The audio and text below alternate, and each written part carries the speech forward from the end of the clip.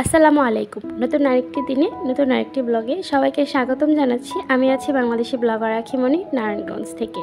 তো ঘর-দুয়ার গুছিয়ে তারপর পরিষ্কার করে নিয়েছি। আর বারান্দার এই জায়গাটা আমার ভীষণ ভালো লাগে, তাই আপনাদের সাথে একটু শেয়ার করে নিলাম।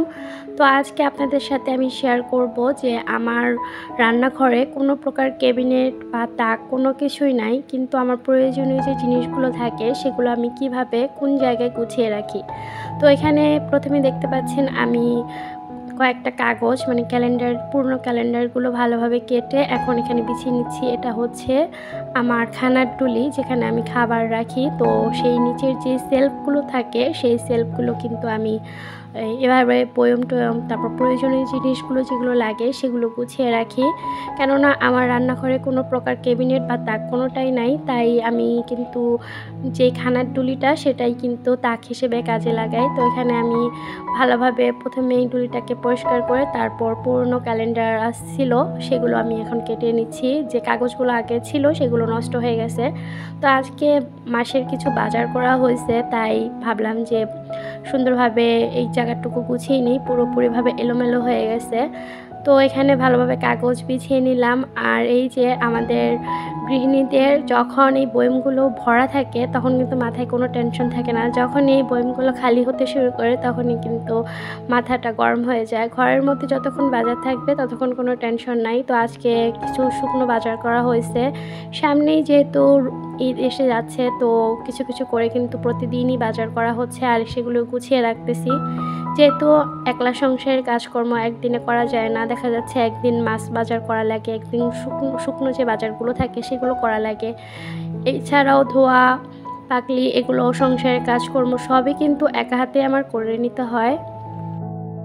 সংসারটা যেহেতু আমার, তাই আমি আমার মতো করেই কিন্তু আমার সব জিনিসপত্র গুছিয়ে রাখি। নিজের যেভাবে ভালো লাগে সেভাবেই করে নেই। তো মাঝে মাঝে কিন্তু এই বয়মগুলো এলোমেলো হয়ে যায়। দেখা যাচ্ছে ডাল বের করতেছি, একটা বয়মের জায়গায় আরেকটা বয়ম এলোমেলো হয়ে যাইতেছে। তো এখানে আমি যে নিডু ডিব্বাগুলো ছিল আমার বাচ্চারা যে দুধ খাইছে সেগুলোর মধ্যে আমি মুড়ি তারপরে চিনিগুলো রেখে দেই। আর এই যে এখানে আমাদের ছোট্ট সংসারে যে বাজারগুলো আছে সেগুলো গুছিয়ে রাখি। তো এই জায়গাটা কিন্তু সুন্দর মতন গুছিয়ে নিছি। তো আজকে সংসারের অনেক কাজ করব। আমরা যেহেতু বাঙালি পরিবারের সন্তান, বাঙালিরা কিন্তু কোনো কিছুই ফেলে দেয় না। ফেলে দেওয়া জিনিসকেও কিন্তু আবার কাজে লাগিয়ে দেয়। যাই হোক, আমিও কিন্তু অনেকটা সেটাই করি। কোনো বয়ম টয়ম কোনো কিছুই ফেলি না, কেননা এগুলো পরবর্তীতে কাজে লাগে। আর এখানে আলু পেঁয়াজ নিয়ে আসছিল, তো আমি যেগুলো একটু ভালো সেগুলো এক জায়গায় রাখছি, আর যেগুলো একটু নরম হয়ে গেছে সেগুলো আলাদা করে রাখছি। সেগুলো প্রথমেই খেয়ে নেব। আর এই যে বাইরে এসে দেখি যে আমার ছেলে মেয়ে আর আমার হাজব্যান্ড তারাও কাজ নিয়ে ব্যস্ত। এখানে আমার হাজব্যান্ড কী যেন একটা তৈরি করতেছে। সে বাসায় থাকলে টুকটুক করে এটা সেটা করতেই থাকে। আর আমার বাচ্চারা মনের সুখেই যে বালি দিয়ে খেলা শুরু করতেছে।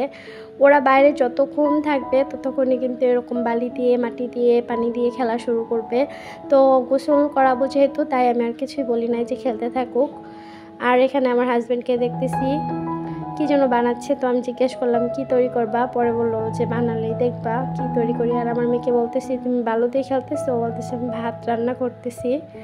তো আমরাও কিন্তু ছোট্টবেলায় এভাবে মাটি দিয়ে ভাত রান্না করতাম, তারপরে কচুরি যে পানা ছিল সেগুলো দিয়ে তরকারি রান্না করতাম কেটে কেটে। তো ও কিন্তু এরকম খেলাধুলা করে। তো এখানে আমার হাজব্যান্ডও পুরনো জিনিস দিয়ে নতুন কিছু বানানোর চেষ্টা করতেছে। আর এই যে আমার ছেলে, সে ইট বালু সিমেন্ট দিয়ে গাঁথনি করতেছে, যে যার মতন কাজ করতেছে। আর আমিও এখানে অনেক কাজ করে নিতেছিলাম। তো গাছের লেবুগুলো দেখতেছিলাম যে বড় হচ্ছে না কেন। যেহেতু বৃষ্টিটা এবার কম হচ্ছে, তাই মনে হয় গাছের ফলগুলো বড় হইতেছে না। আর ওইখানে আমার রুমের যে তোষকটা ছিল সেটাকে রোদ্রে দেওয়া হয়েছে, অনেক বেশি রোদ উঠছে। তো ভাবলাম যে বালিশ তোষক এগুলো রোদ্রে দিই।